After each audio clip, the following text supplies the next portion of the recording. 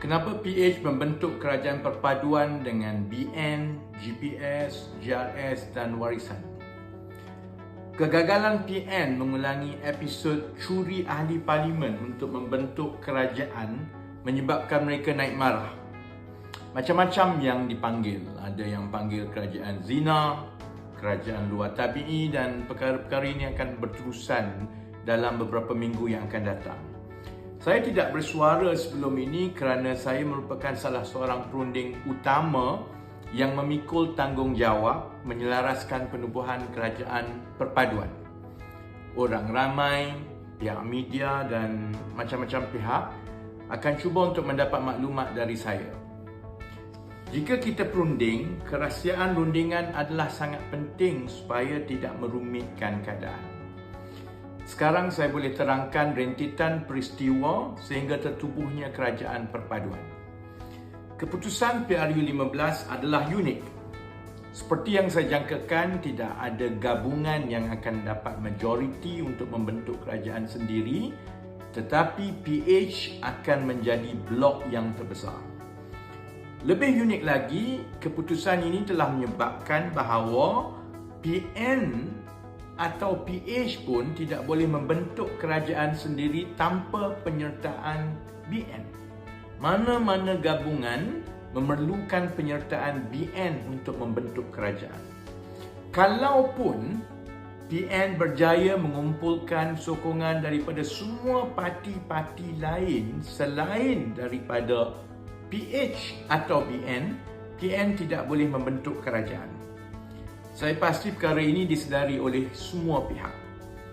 Gabungan-gabungan politik kecuali PN juga sedar bahawa rakyat mahu sebuah kerajaan yang stabil yang tidak mengulangi episod pengkhianatan Sheraton Move, yang mana ahli-ahli parlimen membida kedudukan kerajaan dengan mengalihkan sokongan semata-mata agar mereka mendapat jawatan menteri.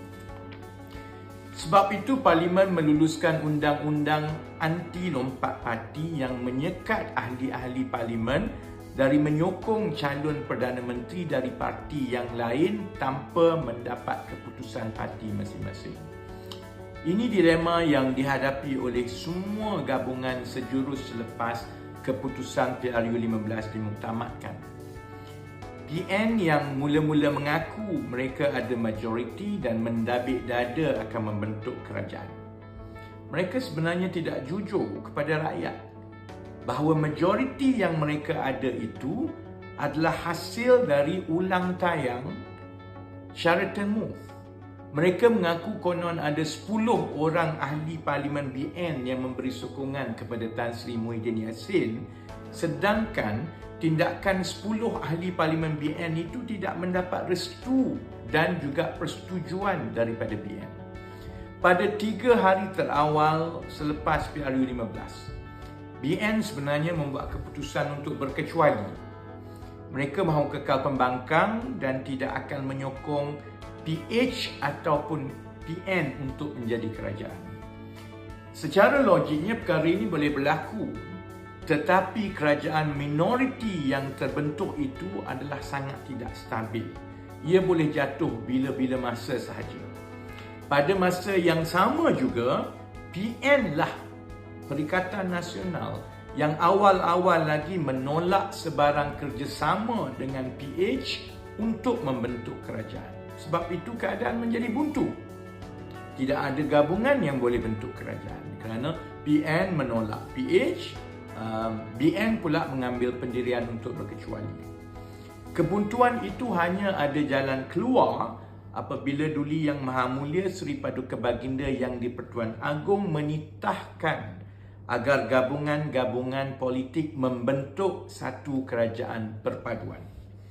Pada hari pengerusi PH Datuk Seri Anwar Ibrahim dan pengerusi PN Tan Sri Muhyiddin Yassin dipanggil menghadap. Tan Sri Muhyiddin Yassin dan Tan Sri Hadi Awang dahulu yang dimaklumkan mengenai cadangan kerajaan perpaduan itu.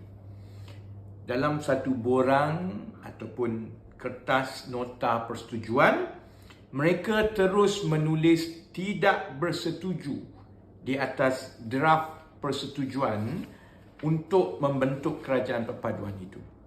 Selepas menghadap Seri Paduka Baginda yang di-Pertuan Agong, kedua-dua mereka terus meninggalkan istana.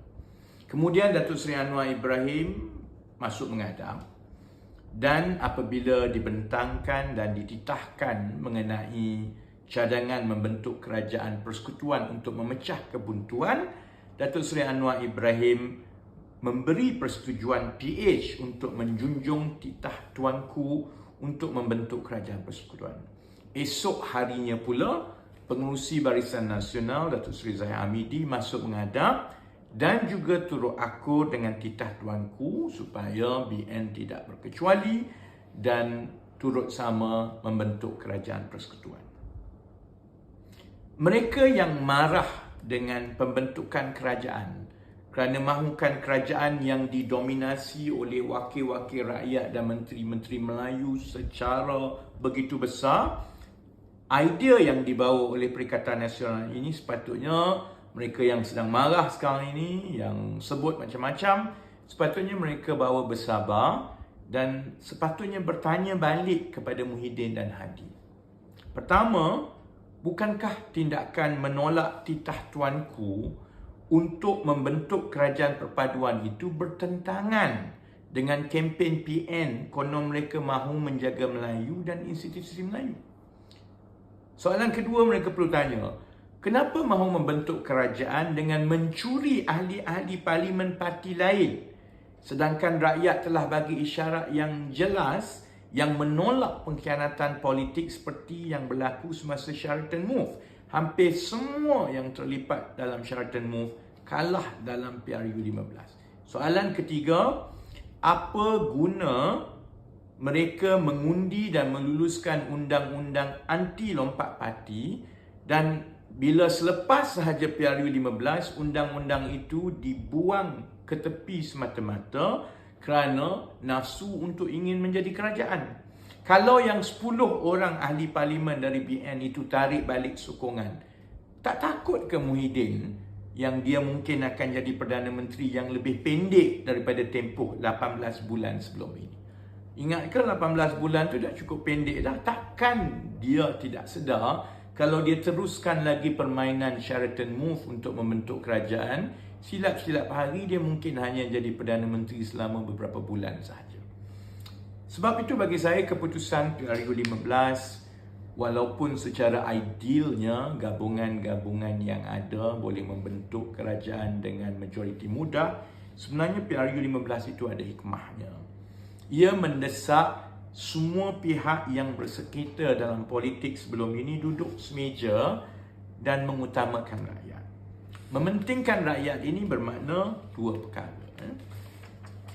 Pertama, memberi kestabilan politik agar kerajaan ini kekal sehingga 5 tahun dan kerajaan ini ada peluang untuk melaksanakan dasar yang berkesan yang membantu rakyat tanpa ada banyak gangguan.